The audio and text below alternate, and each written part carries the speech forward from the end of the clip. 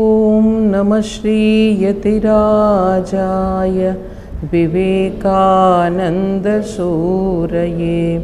సచ్చిత్సుఖస్వరూపాయ స్వామినే తాపహారిణే.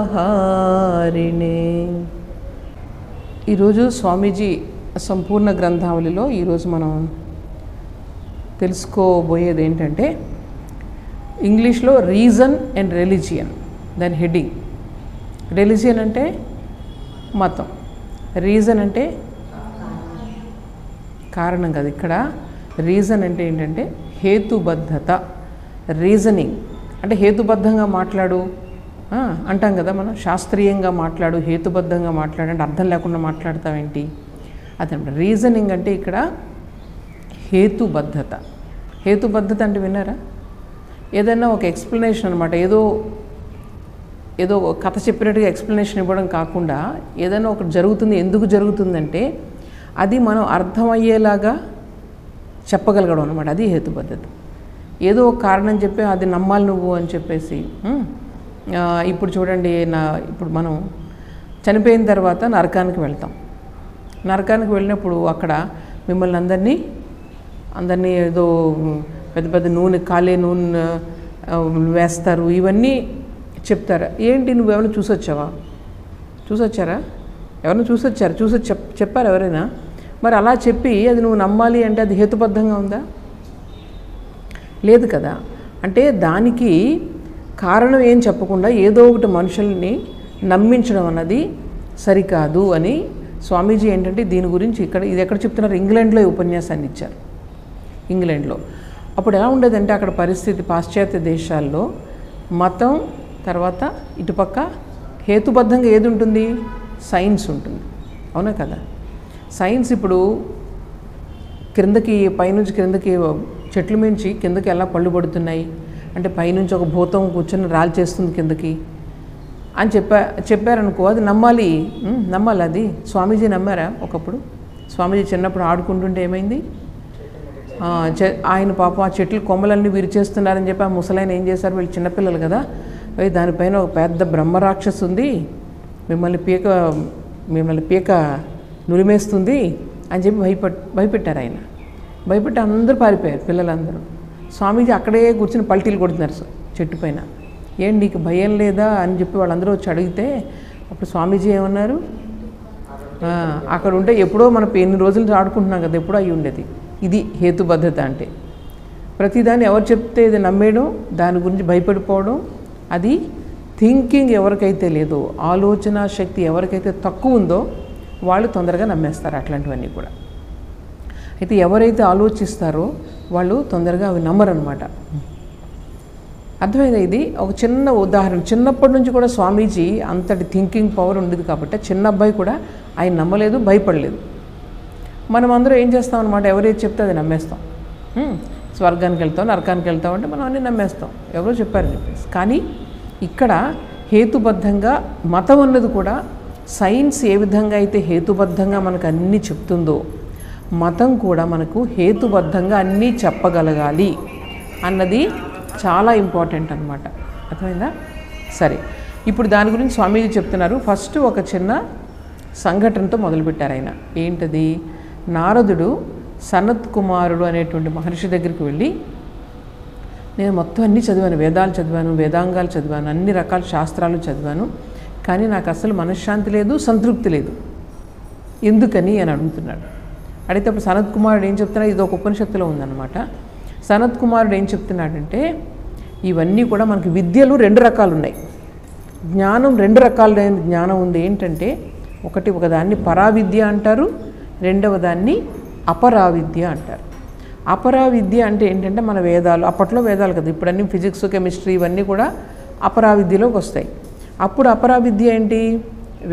వేదాలు, వేదాంగాలు అంటే శిక్ష, కల్ప, తర్వాత ఛందస్సు, నిరుక్తం, ఇవన్నీ వ్యాకరణం, ఇవన్నీ కూడా అప్పుడు వేదాంగాలు. అంటే అవన్నీ చదివితే అప్పుడు వేదాలు అర్థమవుతాయి. అవన్నీ చదివి పాండిత్యం సంపాదించినది ఇప్పుడు వేదాల్లో ఏముందో అర్థమయ్యేదన్నమాట. అయితే ఈయన ఏం చెప్తున్నారంటే ఇవన్నీ కూడా ఎందులోకి వస్తాయి? అపరా విద్యలోకి వస్తాయి. అంటే సెకండరీ. అపర అంటే సెకండరీ, సెకండరీ నాలెడ్జ్లోకి వస్తుంది. అయితే ఫస్ట్ది ఏంటి? పరావిద్య. పరావిద్య అంటే ఏంటి? తదక్షరమధిగమ్యతే, దేని ద్వారా అయితే ఎప్పుడూ నశించని దానిని మీరు తెలుసుకోగలుగుతారు, అది పరావిద్య. అర్థమైందా? దేని ద్వారా అయితే ఎప్పుడూ నశించని దానిని గురించి మీరు తెలుసుకోగలుగుతారు, అది పరావిద్య. అది తెలుసుకుంటేనే నీకు మనశ్శాంతి కలుగుతుంది. అది తెలుసుకుంటే నీకు అన్నీ తెలుసుకున్నట్లే. ఫిజిక్స్, కెమిస్ట్రీ అన్నీ తెలుసుకున్నట్లే అది తెలుసుకుంటే. ఇప్పుడు నువ్వు ఫిజిక్స్, కెమిస్ట్రీ ఇవన్నీ మీరు చదువుకుంటూ వెళ్తున్నారు, ఈ పిహెచ్డీ పోస్ట్ డాక్టరల్ చేసుకున్నారా ఆ యూనివర్సిటీలో ఈ యూనివర్సిటీలో, మీకు మొత్తం మనశ్శాంతి వచ్చేస్తే అసలు ఏ ప్రాబ్లమ్స్ లేకుండా పోతాయా? పోరి. ఎందుకంటే ఇది పరావిద్య అంటే ఏంటంటే ఏది తెలుసుకుంటే అన్నీ తెలుసుకున్నటువంటి ఇది వస్తుందో. దీనికి ఎగ్జాంపుల్ ఏం చెప్తారంటే, ఒక మట్టితో కుండలు తయారు చేస్తారు, ఇవన్నీ తయారు చేస్తారు, రకరకాల షేపులో తయారు చేస్తారు. వాటి యొక్క స్వభావం తెలియాలంటే, ఇవి కుండలు, గ్లాసులు, చెంబులు, వీటి స్వభావం తెలియాలంటే మట్టి యొక్క స్వభావం తెలిస్తే నీకు అన్నీ తెలిసినట్లేగా. అందులో ఎసెన్స్ ఏముంది? అందులో సారం ఏంటి? మట్టి. అలాగే బంగారం వస్తువులు ఉన్నాయి, రకరకాల వస్తువులన్నీ ఎనలైజ్ చేయక్కర్లేదు. బంగారం గురించి నువ్వు తెలుసుకుంటే నీకు మొత్తం అన్ని నగల గురించి నువ్వు తెలుసుకున్నట్లేగా, అవునా కదా? సో అది చెప్తున్నారనమాట ఇక్కడ. ఏదైతే ఎప్పుడు ఉంటుందో దానిని గురించి మీరు తెలుసుకుంటే అన్నీ తెలుసుకున్నట్లే.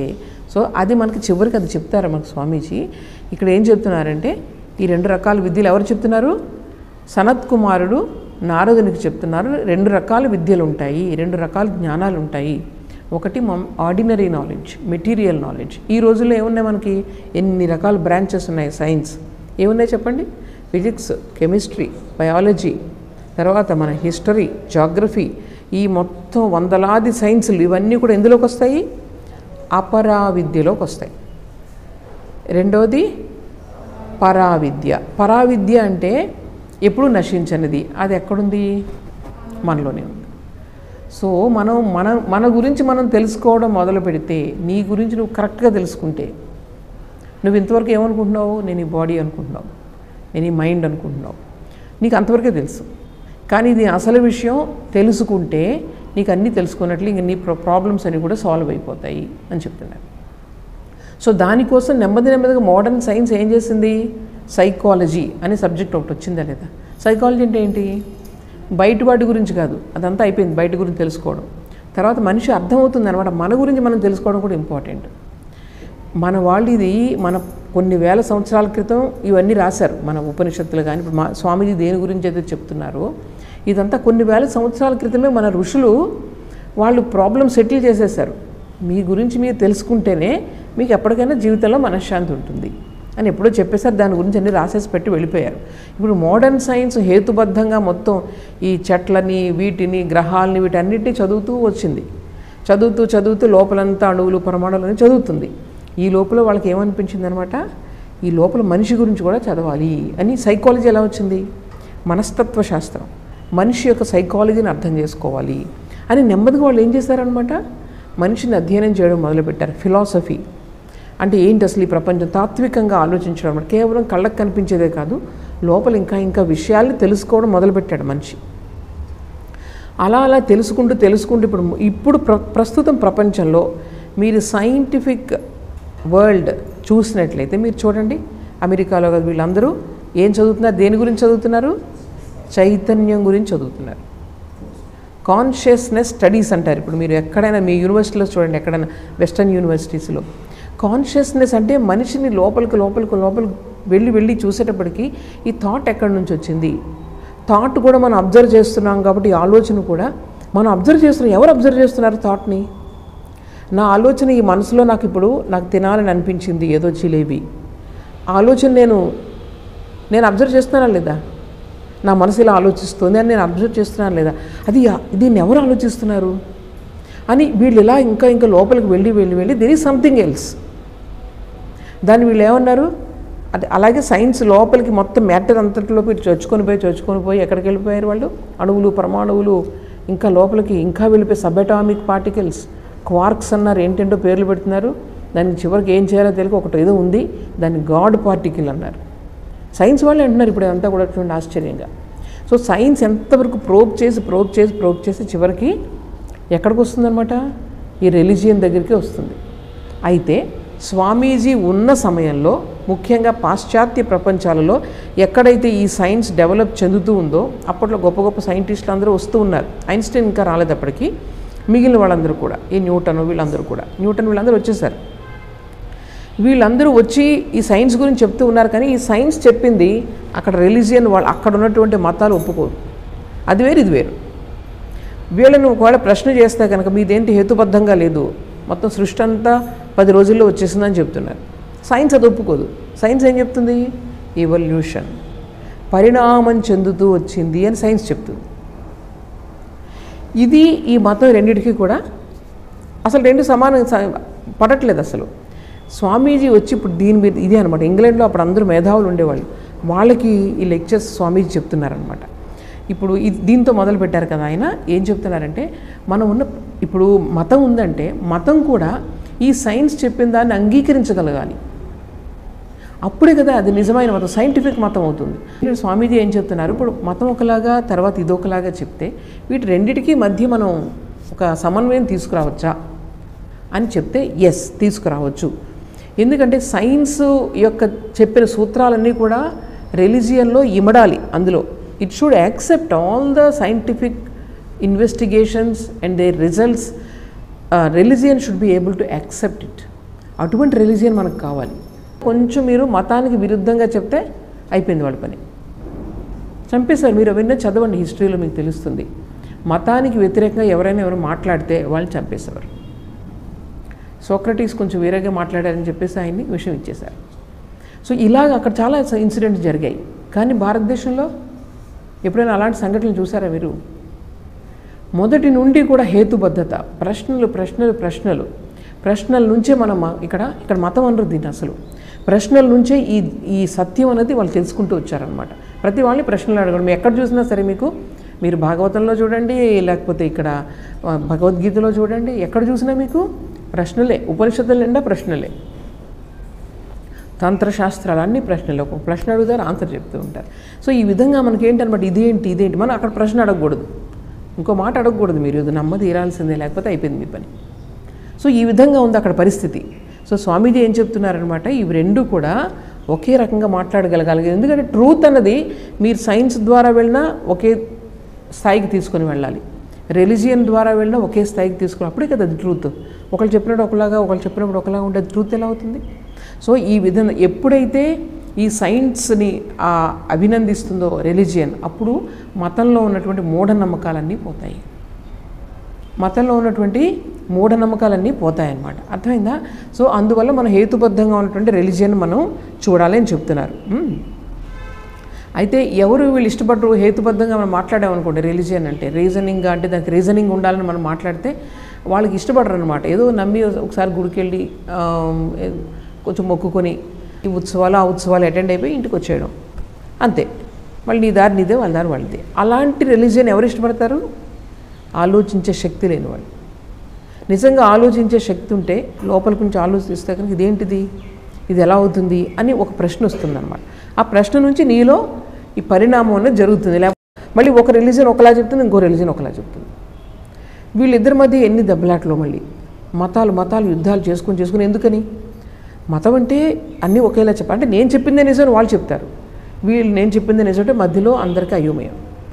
ఏది నిజం? మనుషులు బలహీనతల ఆధారంగా చేసుకుని వాళ్ళ దగ్గరికి వెళ్ళి వాళ్ళందరినీ ఆ మార్గంలోకి, అంటే వీళ్ళు ఏంటంటే ఎంతసేపు మనుషులు పెంచుకోవడమే, మతాలు మనుషులు పెంచుకోవడంతోనే వాళ్ళు సాటిస్ఫై అయిపోతున్నారు అనమాట. సో స్వామీజీ ఏంటంటే ఎప్పుడు కూడా మనిషి పుస్తకాలను తయారు చేస్తాడు, పుస్తకాలు మనిషిని తయారు చేయి.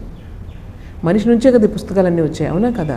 అందువల్ల ఇక్కడ ఏంటి అన్నది సైంటిఫిక్గా నిజమైన రిలీజియన్ ఏంటంటే మనిషి యొక్క కాన్స్టిట్యూషన్ ఏదైతే ఉందో దాన్ని సంతృప్తిపరచాలి. అంటే ఏంటనమాట, నిజమైన రిలీజియన్ మీరు అనుభూతి చెందాలి. అక్కడ బుద్ధుడు ఏం చెప్తారో తెలుసా? నేను చూడండి ఎంత గొప్పతనం, ఆయన గొప్పతనం అంతా అక్కడే ఉంది. ఆయన మహానుభావుడు. అంతటి స్థాయికి వచ్చిన తర్వాత ఆయన ఏమంటాడంటే, నేనేదో చెప్పానని చెప్పి మీరు అందరూ నమ్మద్దు, మీరుగా ఆలోచించండి. మీరు ఎప్పుడైతే మీకు మీరుగా ఆలోచించి మీరు ధ్యానం చేసి మీరు తెలుసుకుంటారో మీ మనసే మీకు సహాయం చేస్తుంది, మీ మనసే మీకు మార్గదర్శనం చేస్తుంది. నేను ఏదో చెప్పానని ఏవో పుస్తకాల్లో రాస్తున్నాయి, ఈవెన్ వేదాల్లో రాస్తున్నాయని మీరే నమ్మద్దు. ఇప్పుడు వేదాల్లో కూడా మనకు అదే చెప్పారంట. వేదాల్లో రాసింది కూడా సెకండరీ అని మనకు భగవద్గీతలోనే చెప్పారు. త్రైగుణ్య విషయా వేద నిస్త్రైగుణ్యో భవార్జున. అంటే వేదాలు కూడా త్రిగుణాత్మక విషయాలు, దేనికైతే నాశనం ఉందో అటువంటి విషయాల గురించి చెప్తున్నాయి. అందువల్ల నువ్వు త్రిగుణాలకు అతీతంగా వెళ్ళాలి అంటే అనుభూతి కావాలి నీకు. అనుభూతి లేకుండా భగవంతుడు ఉన్నాడని ఎందుకు? స్వామీజీ అంటారు, అసలు ఏం ఆలోచించకుండా భగవంతుడు నమ్మడం కన్నా భగవంతుడు లేడని నమ్మకపోవడమే మంచిది. ఇంకెవరు చెప్తాడు, వాళ్ళు వెనక వెళ్ళిపోతూ ఉంటారు కదా. అట్లాంటి వాళ్ళకన్నా నువ్వు ఆలోచించి నువ్వు తెలుసుకో, లేకపోతే దానికేమి మీకు అర్థమవుతుంది. ఇది అంటే రిలీజియన్ మతం ఏదైనా ఉంటే అది రిలీజియన్ ఏదైతే చెప్తుందో అది నేను అనుభవించగలగాలి, అప్పుడే నేను నమ్మాలి. ఇప్పుడు మనం హేతుబద్ధంగా ఉండాలి అని అంటున్నాం కదా. మతాన్ని హేతుబద్ధంగా ఉండాలనడానికి 2 ప్రిన్సిపల్స్ ఉన్నాయి. ఒకటి ఏంటంటే, నేను ఇంగ్లీష్లో ఫస్ట్ చెప్తాను, జనరలైజేషన్ అంటారు. రెండవది ఏంటంటే, ఏదన్నా ఒకటి ఎక్స్ప్లెయిన్ చేస్తున్నామంటే ఆ ఎక్స్ప్లెయిన్ చేసే విషయం ఆ వస్తువు నుండే రావాలి తప్ప బయట నుంచి రాకూడదు. ఇందాక మనం చెప్పుకున్నాం, ఒక యాపిల్ కింద పడిపోయింది అనుకో, కింద పడిపోయిందంటే మనం మామూలుగా అయితే ఏం చెప్తాం, ఎందుకంటే అక్కడ భగవంతుడికి పైనుంచి కిందకి పడేస్తున్నాడు అని చెప్పేవారు. తర్వాత ఇప్పుడు మనం న్యూటన్ వచ్చిన తర్వాత ఏం తెలిసింది, అది గ్రావిటేషన్ ఎక్కడుంది, ఆ లోపల దానిలోనే ఉందా లేదా బయట నుంచి వచ్చిందా? అక్కడే ఉంది. దాని నుంచి ఎక్స్ప్లెనేషన్ ఎక్కడ నుంచి అక్కడే ఉంది, ఎక్కడో బయట వచ్చి ఇంకొకళ్ళు వచ్చి చేసేసారని లేదు అక్కడ. అవునా కదా? సో మనకి ఏదైనా సరే ఇప్పుడు ఎవల్యూషన్ ఉంది. నువ్వు చిన్నగా ఉన్నావు, చిన్న బేబీ కొన్ని సంవత్సరాల క్రితం, ఇప్పుడు నువ్వు ఇంత హైట్ ఎదిగావు.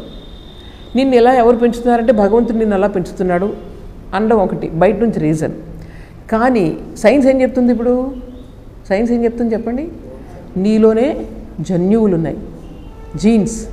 ఆ జీన్స్లో నువ్వు పెరగడానికి, ఇంకా ముసలివాళ్ళు అవ్వడానికి, నీలో మొత్తం అన్నిటికీ కావాల్సిన నువ్వు మేనిఫెస్ట్ చేసే అన్ని ఎనర్జీస్ ఎందులో ఉన్నాయి? ఆ జీన్స్లో ఉన్నాయి. ఎక్స్ప్లెనేషన్ ఎక్కడుంది? లోపలే ఉంది. అంటే సెల్ఫ్ ఇవల్యూషన్ అనమాట. నీ నుంచి అది ఇవల్యూషన్, సెల్ఫ్ ఇవాల్వింగ్ యూనివర్స్. ఆ ఇవల్యూషన్, దాన్నే స్వామీజీ ఏం చెప్పారు, ఇన్వల్యూషన్ అండ్ ఎవల్యూషన్. ఇన్వల్యూషన్ అంటే ఒక దానిలో ఏంటంటారు దాన్ని, కేంద్రీకరించబడడం. అంటే ఇప్పుడు చెట్టుకు కావాల్సిన ఇన్ఫర్మేషన్ అంతా ఎందులో ఉంది? సీడ్లో ఉంది. సీడ్ తర్వాత మళ్ళీ ఎలా మారుతుంది? చెట్టు కింద మారుతుంది. అంటే మోడర్న్ సైన్స్ ఏం చెప్తుంది అనమాట, బయట నువ్వు చూసేదంతా కూడా జస్ట్ దాని యొక్క మేనిఫెస్టేషన్, అభివ్యక్తి. దానికి లోపల ఉన్నటువంటి కారణం ఎక్కడుంది? చాలా చిన్నది, ఫైన్ జీన్స్ ఎంత ఉన్నాయి, చాలా కెమికల్ మాలిక్యూల్స్ అవన్నీ కూడా. సో ఇదనమాట సైన్స్ ఏం చెప్తుంది, ప్రతి దానికి ఎక్స్ప్లెయిన్ చేస్తుంది. కానీ రిలీజియన్ అలా చేయలేకపోయింది కాబట్టి వాటికి రెండింటికి కూడా కాంట్రడిక్షన్స్. అలాగే 2 రిలీజియన్స్ మధ్య కాంట్రడిక్షన్స్. నిజంగా సత్యం అందరూ ఒకే సత్యాన్ని తెలుసుకుంటే ఎందుకు దెబ్బలాటలు వస్తాయి? అర్థమైందా? సో అందుకని పర్సనల్, ఎప్పుడైతే మన పర్సనల్ గాడ్, ఒక ఆయన అక్కడ ఉన్నారు, మొత్తం ఇదంతా ప్రపంచాన్ని అంతరినీ సృష్టించారు, ఒక్కొక్కరు ఒక్కో రకంగా మీరు చూపించి ఈయనే గాడ్, ఈయనే సృష్టించాడని చెప్తే మీ ఇద్దరికి దెబ్బలాటలు కదా. ట్రైబల్స్ కొట్టుకునేవారు ఒకప్పుడు. ఆదివాసులు ఉంటారు కదా, వాళ్ళు చిన్న చిన్న కమ్యూనిటీస్ కింద ఈ పర్వతాల్లో నివసిస్తూ ఉండేవాళ్ళు. వాళ్ళు ఏం చేసేవాళ్ళు అంటే, ఒక దేవతను పెట్టుకున్నారు ఒకళ్ళు, వేరే వాళ్ళు ఇంకొక దేవత. వీళ్ళిద్దరికీ మా దేవత కరెక్ట్ అని చెప్పి వీళ్ళు వాళ్ళతో ఫైట్స్ చేసుకుంటాడు. ఇప్పుడు మోడర్న్ ప్రపంచంలో ఏం చేస్తున్నాం మనం? అంతకన్నా ఏమైనా బెటర్గా ఉన్నామని చెప్పండి. అంటే భగవంతుడి గురించి అవగాహన ఎక్కడ మారింది? అప్పుడు వాళ్ళు ఏంటంటే కొన్ని విగ్రహాల్లో లేకపోతే చిన్న చిన్న రాయిలను పెట్టుకొని మా దేవుడు అన్నారు. ఇప్పుడు మనం ఒక అవతారాన్ని పెట్టుకుని మా వాళ్ళని కొట్టుకుంటున్నాం. What is the difference? So actual మతం గురించి నిజంగా నీకు అవగాహన కలిగితే ఎప్పుడు ఫైటింగ్స్ ఉండవు. అది ఒకటి గుర్తుపెట్టుకోవాలి. సో ఇప్పుడు చూడండి, మనం ఈ 2 చక్కగా మనం ఏదైతే మతం భగవంతుడిని చెప్తున్నామో అన్నిటికన్నా హయ్యెస్ట్ రియాలిటీ భగవంతుడు, అంతే కదా. ఆయన ఇదంతా సృష్టించాడంటే ఆయన చాలా అందరికన్నా గొప్ప. మరి ఆయన మొత్తం అన్నిటికీ ఎక్స్ప్లెనేషన్ అవ్వాలి. ప్రతిదీ, ప్రపంచంలో ఉన్న ప్రతి వస్తువు కూడా ఆయన నుంచి వచ్చి ఉండాలి. ఆయన సృష్టించాడో ఆయన నుంచి బయటకు వచ్చింది ఏదైనా కానీ that is the highest generalisation. General అంటే ఏంటనమాట, పర్టిక్యులర్ అండ్ జనరల్. ఇప్పుడు చూడండి, ఇక్కడ ఏంటంటే రకరకాల ఇక్కడ చూడండి, ఈ రూమ్లో ఏమున్నాయి? బెంచ్లు ఉన్నాయి, ఫ్యాన్లు ఉన్నాయి, తర్వాత బల్బులు ఉన్నాయి, టేబుల్స్ అయిపోయిన తర్వాత ఈ మనుషులు ఉన్నారు, మనుషులు మళ్ళీ ఆడవాళ్ళు ఉన్నారు, మగవాళ్ళు ఉన్నారు, వీళ్ళందరూ ఉన్నారు. వీటందరినీ ఒకే కేటగిరీలోకి తీసుకొని రాగలగాలి. జనరలైజేషన్ అంటే అది. పర్టిక్యులర్ అంటే ప్రతిదీ ఇది బెంచ్, ఇది వేరే దాని నుంచి తేడాగా ఉంది. అదేమో ఫ్యాన్ బెంచ్ రెండు కూడా, ఎందుకంటే లక్షణాలన్నీ కూడా తేడాగా ఉన్నాయి. బల్బు వేరే, అన్నీ వేరే ఇక్కడ. కానీ వీటన్నిటినీ ఒకే దానిలోకి తీసుకురావాలంటే మనం ఏం చేయాలి ఇప్పుడు చెప్పండి? మనం చెప్పుకున్నాం, మనం కామన్, కరెక్ట్, అన్నిట్లో ఉన్న కామన్ ఏదైతే ఉందో అది, దాన్ని పట్టుకుని అన్నిటినీ కలుపుకుంటూ వెళ్ళాలి. ఒక దండగుచ్చ రకరకాల పూసలు ఉన్నాయి అక్కడ, పెద్దది చిన్నది రంగురంగులు అన్నీ ఉన్నాయి. వీటన్నిటిని ఒకే దాంట్లో తీసుకురావాలంటే ఏం చేస్తున్నాం మనం? ఒక సూది తీసుకొని దారం తీసుకొని అన్నిటి ఒక దాంట్లో గుచ్చేసాం అనుకోండి, అప్పుడు అన్నీ ఒకే దాంట్లో ఉన్నాయి. ఈ విధంగా మధ్యలో ఉన్నటువంటి కామన్గా ఉన్నదాన్ని మనం పట్టుకోవాలి. అదే భగవంతుడు. చెట్లని తర్వాత ఈ జంతువుల్ని అన్నింటినీ కలపాలంటే మనం ఏం చెప్పొచ్చు? ఇవన్నీ ఏం చెప్పొచ్చు? ఇవన్నీ జీవులు, లైఫ్ ప్రిన్సిపల్ ఏం చేస్తుంది? మొక్కల్ని, తర్వాత చెట్లని, మనుషుల్ని, జంతువుల్ని అన్నింటినీ కలుపుతుంది. అవునా కదా? అలా కాకుండా ఈ జీవులు నిర్జీవులు రెండింటిని మ్యాటర్ అన్నాను అనుకోండి. మ్యాటర్ అంటే ఒక జడ పదార్థం. సో ఇవన్నీ కూడా పదార్థంతో ఏర్పడినవే మన బాడీస్, ఇవన్నీ కూడా. అప్పుడు జనరల్లోకి వచ్చేస్తుంది. అవునా కదా? ఎనర్జీ అన్నాను అనుకోండి, అంతా ఎనర్జీయే, మొత్తం అంతా ఎనర్జీయే, అంతా కూడా డిఫరెంట్ ఫామ్స్లో ఉన్న ఎనర్జీ, ఇదంతా కూడా మొత్తం అన్నిటినీ కల్పిస్తూ ఉంటాం. అవునా కదా? సో ఈ గాడ్ అన్నప్పుడు మొత్తం అన్నిటినీ కూడా కలిపే ఒక వస్తువు. జనరలైజేషన్ అన్నది ఉండాలన్నమాట. అదొకటి ప్రిన్సిపల్ ఉండాలి. ఇకపోతే రెండవది ఏంటన్నారు? దాని నుంచి ఎక్స్ప్లెనేషన్ రావాలి అంటే ఏంటనమాట? ఇవల్యూషన్. అంటే దాని నుంచి, అది ఇవల్యూషన్, సెల్ఫ్ ఇవాల్వింగ్ యూనివర్స్ అంటారు కదా, ఇవల్యూషన్ అంతా కూడా దాని నుంచే వచ్చింది. ఇది మనకు కావాలి. సో ఈ విధంగా మనం ముందుకెళ్తే కనుక మనకి ఏమవుతుందనమాట? ఈ భగవంతుడు అనే దానికి సైంటిఫిక్గా మనం ఎక్స్ప్లెయిన్ చేయగలుగుతాం. సో ఫస్ట్ మనకు ఐడియా ఎలా వచ్చింది? భగవంతుడు అంటే ఒక మనిషి వేరేగా ఉన్నాడు, శివుడు ఇలా అని చెప్పేసి అనుకున్నాం కదా. అలా అనుకున్నప్పుడు మరి ఈ ప్రపంచంలో, ఆయన సృష్టించిన ఈ ప్రపంచంలో, మరి ఈ సృష్టించిన ప్రపంచం, ఈ వస్తువులు ఎక్కడి నుంచి వచ్చాయి? ఈ రకరకాల వస్తువులు, ఆయన ఒక సృష్టికర్త, మరి సృష్టించడానికి వస్తువులు ఎక్కడి నుంచి వచ్చాయి అన్న ప్రశ్న వస్తుందా లేదా? అలా అని చెప్పి తర్వాత ఏం చేశారన్నమాట? ఆయన నుంచే మొత్తం ప్రపంచం అంతా వచ్చిందన్నారు. మరి ఆయన నుంచే ప్రపంచం వస్తే మళ్ళీ చెడు, ఈ ప్రపంచంలో చాలా చెడు, హింస అన్నీ ఉన్నాయి, అది కూడా ఆయన నుంచే వచ్చిందా? అంటే ఆయన భగవంతుడా? ఒకళ్ళు బాగా బాగుంటున్నారు, ఒకళ్ళు బాగుండట్లేదు, ఆయన మరి పక్షపాతం ఉందా? అటువంటి వాళ్ళు భగవంతుడా? సో ఇక్కడ ఏంటంటే అలా ఆలోచించుకుంటూ పోతే అనమాట, భగవంతుడి నుంచే అంతా వచ్చింది, కానీ భగవంతుడు నిమిత్త మాత్రుడు. ఆయన ప్రజెన్స్లో అన్నీ జరుగుతాయి. మీ మైండ్ పనిచేస్తుంది, మీ బాడీ పనిచేస్తుంది, కానీ ఆయన మీ మైండ్, మీ బాడీ కాదు. మొత్తం ఈ ప్రపంచంలోని జడ పదార్థము, తర్వాత శక్తి, ఇవన్నీ కూడా ఆయన ఉంటే పనిచేస్తాయి. కానీ ఆయన కేవలం జడ పదార్థం కాదు, కేవలం శక్తి మాత్రమే కాదు, ఆయన యొక్క ప్రజెన్స్ వల్ల అన్నీ పనిచేస్తాయి. అది అనమాట. అలాగే మన బాడీ దగ్గరికి వస్తే ఆ శక్తితోనే బాడీ పనిచేస్తుంది, మన మైండ్ పనిచేస్తుంది. ఆయన లేకపోతే ఏదీ జరగదు. సో దాని ఉనికిని మనం కనుక్కున్నప్పుడు అప్పుడు ఏమవుతుందనమాట? అసలు ఆ భగవంతుడు సర్వవ్యాపంగా ఉన్నటువంటి భగవంతుడు మనకు అర్థమవుతాడు. అర్థమవుతుందా? ఏమైనా క్వశ్చన్స్ వస్తున్నాయా మీకు? అర్థమవుతుందా? క్లియర్గా ఉందా చెప్పింది? సో ఈ విధంగా అనమాట ఎక్స్ప్లెనేషన్ ఇవి రెండు ఉన్నది. స్వామీజీ చెప్తున్నారు వేదాంతంలో బ్రహ్మన్ అనే దాని గురించి చెప్పారు మన వాళ్ళు ఇప్పుడు కొన్ని వేల సంవత్సరాల క్రితం. బ్రహ్మం ఒక్కటే పర, బ్రహ్మం ఒక్కటే పాట ఉంది కదా, ఎప్పటి నుంచో ఉంది మనకి కాన్సెప్ట్. బ్రహ్మం అంటే ఏంటనమాట? మొత్తం వ్యాపించి ఉంది, సర్వత్రా వ్యాపించి ఉంది. దేని నుంచి అయితే అన్నీ వచ్చాయి, ప్రపంచం అంతా వచ్చిందో అదే బ్రహ్మము. అది ఒక్కటి. మీకు సైంటిఫిక్గా ఇవి రెండూ కూడా, అందులో ఇంకా అన్నీ ఉన్నాయి, ఇంకా అందులో లేదంటూ ఏం లేదు. దానికి ఒక పర్సనల్గా ఒక మనిషి ఆ నిరాకార నిర్గుణమైనటువంటి అటువంటి దానిని మనం చేసుకుంటే కనుక దానిలో మీరు ఎన్ని రకాల భగవంతుల్ని, పర్సనల్ గాడ్స్ని తెచ్చుకున్న ప్రాబ్లం లేదు. అసలు ఒరిజినల్ ఐడియా మాత్రం అది కరెక్ట్. ఆయన అన్నిటికీ కూడా అతీతమైన వాడని ఐడియా వస్తాక మన మధ్య ఫైటింగ్స్ ఉండవుగా.